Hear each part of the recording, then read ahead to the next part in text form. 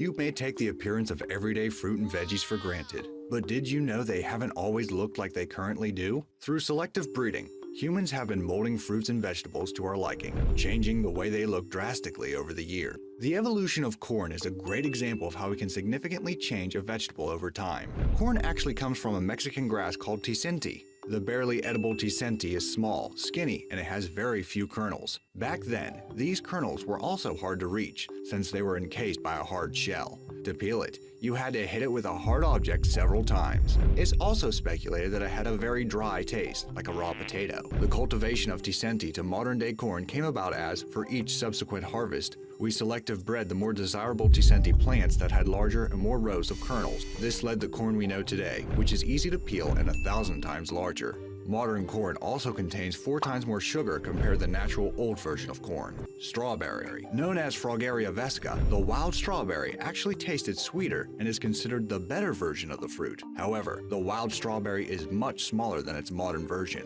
Farmers started favoring size, resistance to disease, and a better and bigger appearance, which ended up decreasing the taste of the fruit. The modern strawberry actually started to take shape when a French spy brought the Chilean version of the strawberry over to France. This variation of the fruit was significantly bigger than the ones grown in Europe at the time. The 2 species of strawberry were crossed and gave rise to the modern strawberry of today. We have been shaping the tomato to our own taste for thousands of years. The evolution of the tomatoes happened in 2 stages. First, there was the wild ancestor of the tomatoes. These fruits had a size similar to berries and came in a bunch of different colors, like yellow, green, and purple. It's reported that the first cultivated tomatoes were small and yellow, which earned them the name golden apple. These wild tomatoes, after a large span of time, eventually evolved into the cherry tomato. From the cherry tomato, humans ultimately developed the big fruited red tomato, which is the fruit's most recognizable form. However, these changes weren't all for the best.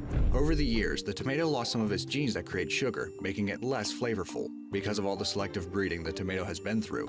The wild banana is quite different from the yellow snack that we have today. Originally, they were stalky and hard, filled with large and tough seeds that were spread across the fruit's interior. Because of the hard seeds, these bananas were inedible. It's believed that the first bananas were farmed 10,000 years ago, in the region that is now Papua New Guinea. The bananas we have today are a hybrid of 2 wild banana varieties, Musa acuminata and Musa balbisiana, which eventually developed into the well-known bright yellow fruit with its peelable cover. The current banana has smaller seeds, more nutrients, and tastes better than its wild counterpart. However, it's said that the fruit needs to evolve or they might go extinct. That's because right now, these bananas lack genetic diversity. This makes the fruit increasingly vulnerable to pests and diseases that could devastate the banana industry. Hopefully, scientists will manage to find a viable alternative before it comes to that.